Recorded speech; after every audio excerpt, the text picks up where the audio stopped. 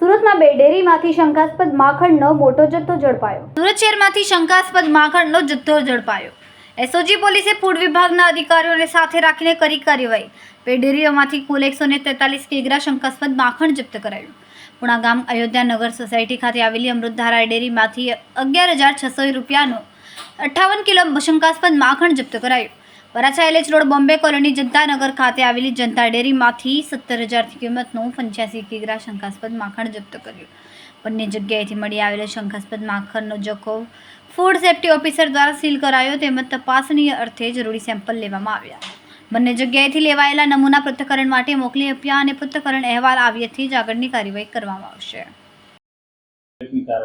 ગઈકાલે બે ડેરીમાં રેડ કરવામાં આવેલી, એમાંથી જનતા ડેરી વરાછા અને સુરભી અમૃતધારા ડેરી પુણા ગામની અંદર રેડ કરતા 143 કિલોગ્રામ શંકાસ્પદ માખણનો જથ્થો મળી આવેલ છે, જેની કિંમત 28,600 જેવી રકમ થાય છે અને ફૂડ સેફ્ટી ઓફિસર દ્વારા આના નમૂનાઓ લઈને એને લેબોરેટરીમાં મોકલી આપેલા છે. નમૂના ફેલ આવે તો અગાઉ આપણે સુરભી ડેરી વિરુદ્ધમાં પણ ગુનો દાખલ કરેલા, સંચાલક વિરુદ્ધમાં આ લોકો વિરુદ્ધમાં પણ ગુનાઓ દાખલ કરવામાં આવશે અને એ લોકોની ઉપર સખતમાં સખત પગલાં લેવામાં આવશે.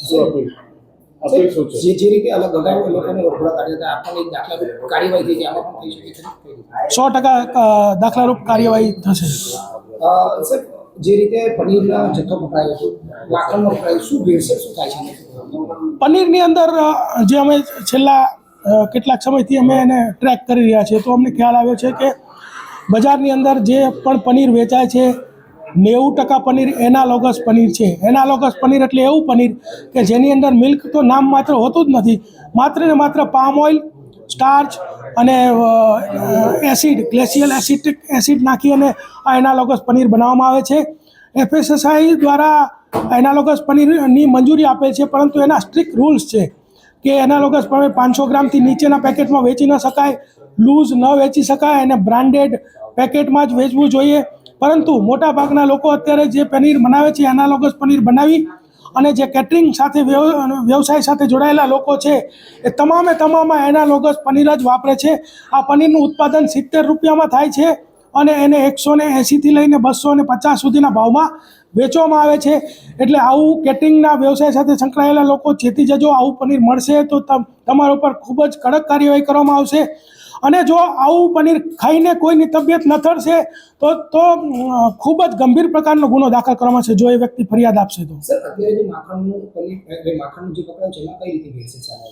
માખણ જે પણ એ પણ પામ ઓઇલમાંથી ને એ રીતે બનાવવામાં આવે છે. તમામ વસ્તુઓ, માખણ, ચીઝ, બટર, પનીર, તમામ વસ્તુઓ પામ ઓઇલમાંથી બનાવવામાં આવે છે. એટલે કોઈ સસ્તી સ્ટ્રીટ ફૂડ કે રેસ્ટોરન્ટ કે કોઈ તમને કેટરિંગવાળા સસ્તામાં ડીશ કરી આપે તો મહેરબાની કરીને તમે એમાં નહીં ફસાતા, લોકોના આરોગ્ય સાથે ચેડા નહીં કરતા, આ લોકોને મારી અપીલ છે.